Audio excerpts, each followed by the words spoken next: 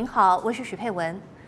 为什么35岁以上的妇女怀孕就被列为是高危产妇呢？难道35岁以上的女性只要受孕就一定是面临较高的风险吗？这些风险因素是什么？又是不是能够减少这些风险？我们来听听专家的意见。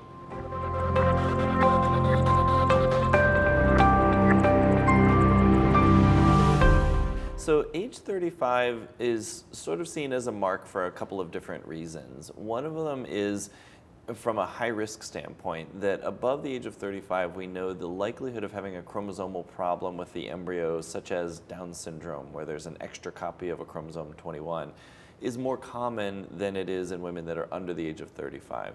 Now, there's nothing magical about the day of your 35th birthday, but there is sort of an increased odds of chromosomal problems above 35.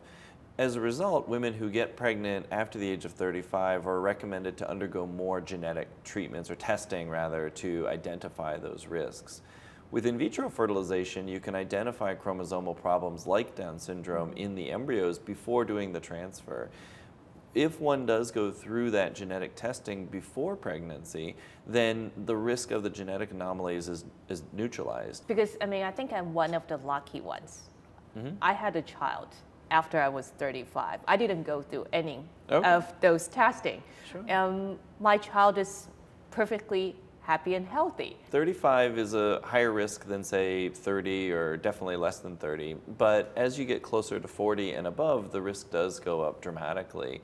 The number of chromosomal abnormalities in embryos, when we look at the genetics through IVF, we know that a 35-year-old may have 40% or even 50% of her embryos would be chromosomally abnormal. By age 40, it starts to get higher, maybe 60, 65%. By 42, it's upwards of 80% abnormals. So there is a big change that happens from year to year. When we look at it from the other side of things, is what are the odds of a woman getting pregnant without assistance, having a baby with a chromosomal problem? And we do see the numbers go up pretty quickly. At 35, it's maybe around 1 in 300 or 1 in 400 risk. At age 40, it's closer to 1 in 100. At age 45, it's 1 in 15, 1 in 20. It's pretty common. I consider myself very fortunate. No, absolutely. You know, and it's not to say that one shouldn't get pregnant after 35. Not at all. I don't want that idea.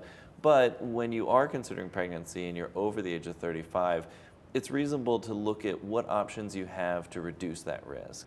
There are ways for us to minimize those risks, even after 35. But 35 is not necessarily a determining factor. Right. It's not a hard and fast cutoff. It's, a sort of a place where we start to talk more specifically about the increased risks. But definitely after the age of 35, it's still worth going for pregnancy.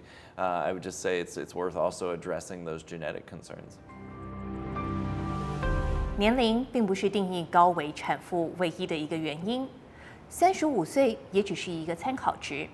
最关键的还是决定于每一个孕妇个别的身体状况。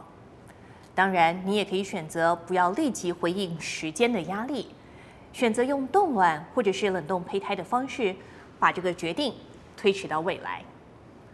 会医祝您孕，祝您美孕成真。我们下周再会。